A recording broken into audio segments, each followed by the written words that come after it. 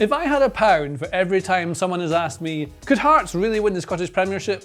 I would have about £11. Because not everyone seems to be as excited as I think they should be. Something is happening in Scotland. And I put it to you that actually this season, the Scottish Premiership is the most exciting title race in the entire of Europe. And I'm going to show you why. But first, we need some context, because did you know no other team except Rangers or Celtic have won the Scottish Premiership since 1985? But in that same time span, Rangers and Celtic have also won basically all the domestic cups, qualified for Europe, filled out enormous stadiums, they've done very well. And that has meant they've opened up an enormous financial gap between them and the rest. Therefore, Rangers and Celtic should be top every single time. And yet it's Hearts who are leading the way. So how has that happened? Well, this is the team. It's like a 4-2-3-1, a 4-4-2, nothing particularly remarkable about it. So maybe it's some sort of tactical genius that will shock you. But it's not, it's Derek McInnes. He's been the Aberdeen manager, did very well. He was the Kilmarnock manager, he was at St Johnstone, Bristol City. Whatever he does, his teams tend to be very flexible, pragmatic and hard to break down, and that's basically what Hearts are. And the numbers show it. They have best expected goals against of any team in the league and the second best goals conceded. Basically it's built on a strong defence. But it's not that they sit back and just defend in a deep block or anything like that. They actually press very aggressively, man to man. Here they are, everyone's going to lock on and just jump onto the next player. So the team they're playing against has to always go long against them. This is what they do. They go aggressive, they press high up the pitch, and that's why their PPDA, which is passes per defensive action, is the third lowest or best, whatever you want to say, within the league. They're winning the ball back high up the pitch, they're pressing high, man to man, that's how they do it. But in possession, the structure will change an awful lot. They'll have wingers who get wide, try and get 1v1. They'll have a striker like Lawrence Shankland will get in amongst it and try and get in the crosses. Claudio Braga, who will dance around and do all sorts of clever stuff. Two midfielders who protect, definitely kick people. Banganimi is really good with the ball. Fullbacks will often overlap, so they'll try and get on the other side of it. That's what they do, but the trick is making sure they're nice and compact, out of possession, so they lose the ball, they can then steal it straight back. But like I said, the shape can change from game to game. They're very flexible and pragmatic. They change according to what their opponents might do. They keep the ball kind of an average amount, 52% of possession is what they've had throughout the season. Sometimes they'll have lots of it, sometimes they won't. Sometimes they'll pass short, sometimes they'll go long. Like here, for example, here's an example of where they might play out from the back. So they can play a nice little short bounce pass, little bounce past the defender. That's one way out of this situation. Or they might go for a slightly longer pass, the first option. That might get them forward a bit quicker, but then there's a bounce pass on and they can go from there. But if you play these short passes from the back, it gives your opponent time to get back into their defensive shape, and they can get behind the ball and make it much harder to block you, so it's harder to create. Unless you have very special creative players, it's very hard to create, like I just said. So this sort of passing gives teams a chance to get across, shift behind the ball, makes it harder for you. So why not just skip all that and go long? And that's what they do often. They get long straight away to Kizaridis, the Greek winger on the left-hand side here, takes the ball down, and straight away you've got a 1v1 with the fullback. Dangerous situation. Why hang about passing it back around your own area? We can just get forward. And then you start getting the overlapping fullback can join in. And this is where they get a lot of joy on the left-hand side from the players combining on that side, getting the ball into the box for strikers to try and score. And it's interesting the long passes number is quite high, but the through passes are so low. But this is what you see is Hearts play hardly any through balls. They do get the ball forward quickly to other players to try and isolate them against fullbacks.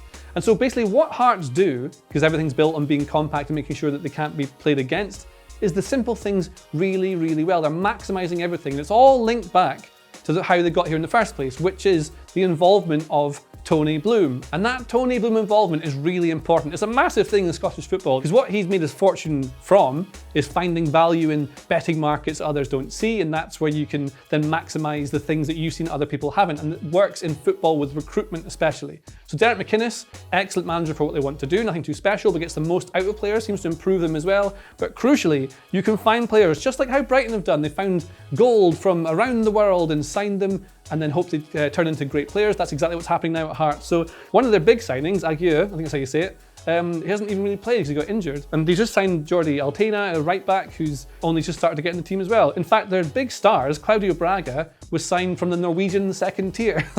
And then Kizaridis, that winger we showed you before, he came from Slovakia on a free transfer. In fact, the goalkeeper, Alexander Schwolo, free transfer. They're finding value in players that maybe other people just haven't seen, managed to attract them with the project, and that is really the big difference in what Hearts have done this season. Claudio Braga was top scorer, now he's round about third. They've had Lawrence Shankland scoring the goals as well, he's been injured. But no matter what they do, they keep having players who keep outperforming their rivals. So you've got Alexandros Kizaridis again.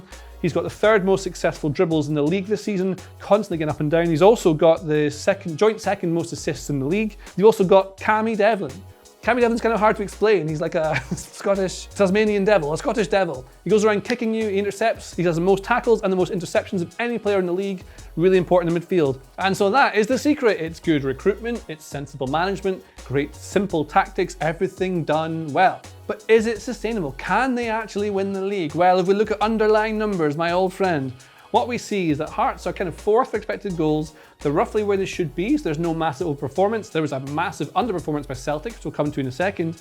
But also, it is built on that strong defensive record, the expected goals against. They are overperforming it, and that can be a result of great goalkeeping or bad finishing. In Scotland, I suggest it's a bit of both, but this is what you have. It is sustainable. But for this to have happened in the first place, for them to be where they are, they need a massive drop-off from Celtic and Rangers. So the only way you can really challenge those is if they have a bad season and you have a good one, and that's exactly what's happening. Celtic's bad season is a result of, well, it's a few things. Brendan Rodgers was the manager at the start of the season. Basically, they parted ways at some point during the season. The fans aren't happy because of a perceived lack of investment in the squad and transfers. We've already seen the difference in wages and transfers, so it's a hard one to argue, but there are legitimate concerns with some of the Celtic fans. Martin O'Neill came back a couple of times. That is equivalent of, again, in England, it'd be like if Rafa Benitez or Kenny Dalglish came back twice in the same season to help save Liverpool's season. They also had a guy called Wilfred Nancy come in and try and do an awful lot. He tried to bring in a whole new tactical landscape, a 3-4-2-1 formation where players would all bunch in their own half or bunch on the sides, trying to generate space so they could hit that space and hurt teams. But because Celtic should always play in the front foot, because they always have all of the ball, loads of gaps started opening up where they were getting hit on transition. And Callum McGregor, I think, probably summed it up well, saying that he tried to do too much, too soon in terms of change. It didn't work. But then we have Rangers below them. Rangers would be the other team challenging. They had a dreadful start to the season under Russell Martin, who was trying to do possession football that was never going to work the way he wanted to play. But this is not the story I want to tell. The Rangers are doing very well now. Danny Rose turned them into a very informed team, done fantastic things, done very simple things, put the right players in the right positions. They are now doing well. But like I say, this is not the story I want to tell. What I want to talk about is that there is another team who might actually make this title race even more ridiculous. And that team is Motherwell. Genuinely, they might be in with a chance of catching up with the top 3 in this league. Now, Motherwell should be absolutely nowhere near it. They brought in a guy called Jens Betel Asku, who has done amazing things, turned them into one of the most entertaining teams I've maybe ever seen in the league. It looks a bit like this, just a kind of standard 4-2-3-1, 4-4-2 sort of thing. What tends to happen is that what you get are 2 centre-backs will split really wide, the goalkeeper will join in, the full-backs can push up a little bit. Then you have 2 defensive midfielders who'll drop in to try and help with this and create the angle. So you've got 3 at the back with the goalkeeper, 2 here. But then when you get to the final third, it all changes. So what you then get is a striker who will dance amongst it.